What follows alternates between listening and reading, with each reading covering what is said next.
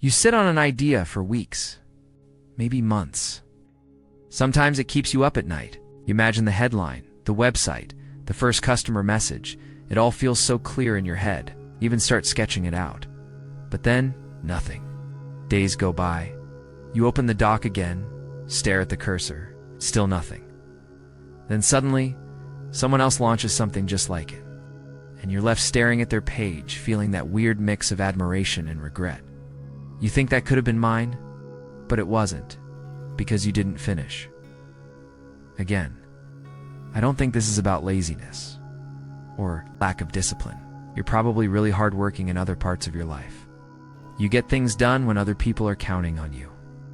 You show up, but when it's your thing, your project, it never crosses the line. I want to offer a different way of looking at this. Something I've been using for a while with clients and with myself. Honestly, a way of seeing how your inner energy works. It's like your default operating system. Some people call it your element. I know that might sound a little abstract, but stay with me. This actually explains a lot. Because it turns out, not everyone's built to execute in the same way. Some people thrive on starting. Others thrive on refining. Some need emotion to move. Others need clarity. And once you see your own pattern, the constant stop-start cycle starts to make sense. For example, if your inner energy is like a tree, always reaching, always growing, you'll be amazing at new beginnings. You're wired to chase the next thing, push boundaries. But you might struggle to finish because the excitement fades once the newness wears off. You crave that growth high again.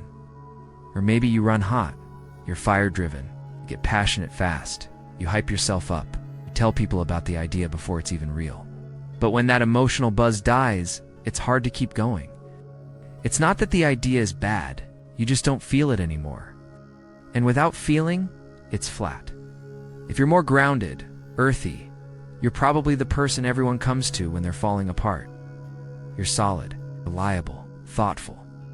But when it comes to your own projects, you might hesitate. You want to be sure, you over-prepare, you wait for the right moment, which never really comes. So you stay in planning mode, forever tweaking. Some people are metal-like, sharp thinkers, detail people, editors of the world. You see the flaws in everything, especially your own work.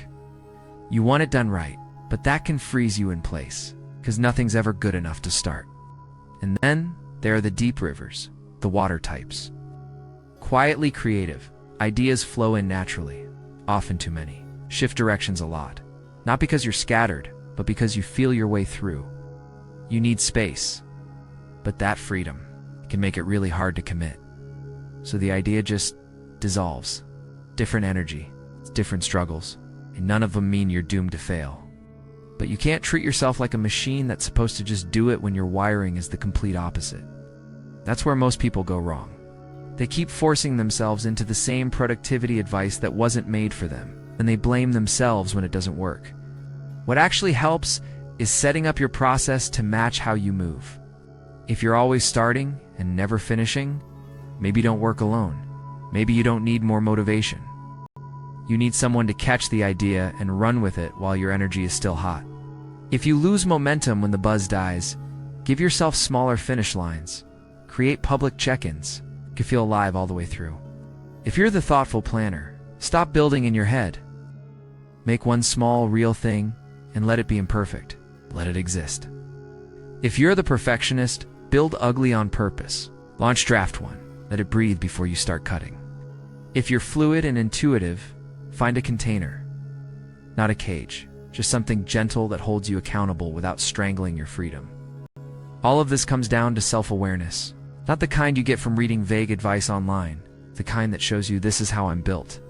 This is the rhythm of my mind, and once you can name it, you can work with it instead of fighting it every day. That's what this system is for. This whole thing about knowing your element, not to label you, not to put you in a box, but to give you a mirror. So you stop wasting energy thinking you're broken and start building around your own blueprint. It's the same stuff I talk about when I help people figure out how they handle money, love, career shifts, even burnout. Because when you work against your nature, life feels heavy. But when you start moving with it, things click. You finish. you show up. Stop starting over all the time. If you want more of this, I talk about it often here. I share real patterns I see in people based on their element type. Not fluffy advice, just stuff that makes you go, damn, it explains a lot. So yeah, if this helped even a little, you might like the next video too. Or just drop a comment and tell me where you usually get stuck. I might make a video on it. That's it for now. Take care of your energy. It's not the enemy, it's the way out.